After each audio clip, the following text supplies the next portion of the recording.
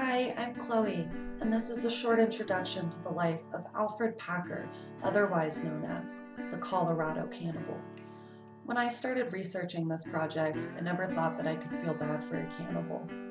But now I'm going to tell you the story of Alfred Packer, and you can decide for yourself whether Packer was a cold-blooded killer and cannibal or just an unlucky prospector that got stuck in the mountains. Alfred Packer was born November 21st, 1842, in Pennsylvania. As a young man, Alfred Packer enlisted in both the 16th U.S. Infantry of Minnesota and the 8th Regiment Iowa Cavalry, but he was removed from service both times because of his epilepsy. By 1859, over 100,000 people had come to Colorado to mine gold. In November of 1873, Packer led a group of 21 men from Bingham Canyon, Utah, to mine for gold near Breckenridge, Colorado.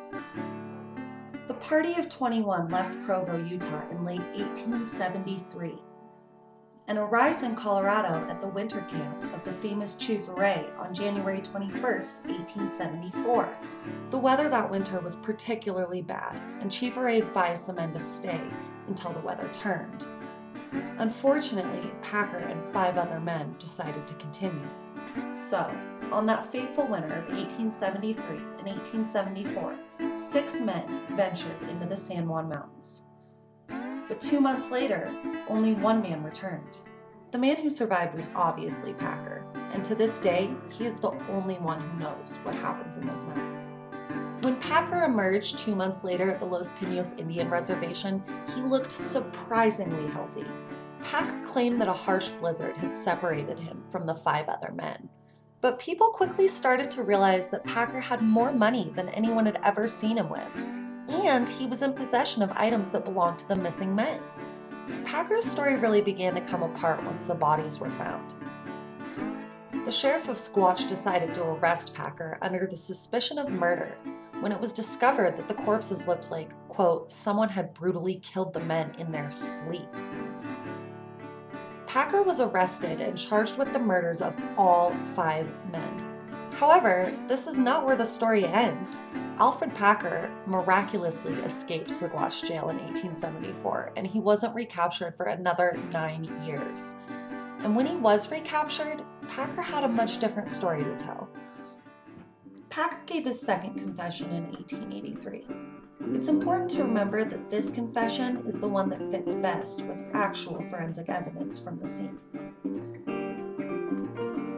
Packer said that the men were in such bad shape they were attempting to survive on rosebuds and pine gum. Tragedy occurred when Packer left to climb a ridge for a better vantage point. Alfred Packer claimed that when he returned to the camp, his companion Shannon Bell was, quote, roasting a piece of meat which he had cut out of the leg of the German butcher. The 3 other men were laying near the fire, and they were cut in the forehead with the hatchet, end quote. Packer said he then had to kill Shannon Bell in self-defense. The citizens of Colorado did not believe Alfred Packer. The newspapers called him a fiend and a ghoul, and on April 13, 1883, Packer was again convicted of murdering all 5 men. The judge said that he should be, quote, hung by the neck until you are dead, dead, dead, and may God have mercy upon your soul.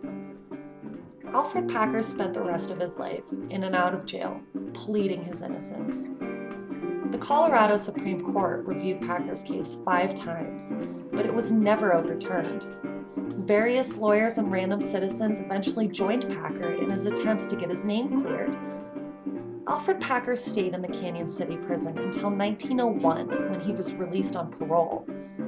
Alfred Packer died in 1907 of a stroke. Alfred Packer is an interesting part of Colorado's history. His case has been debated since the 1800s. So what do you think? Was Alfred Packer a cold-blooded cannibal and killer? Or was he just an unlucky dude that got stuck in the mountains?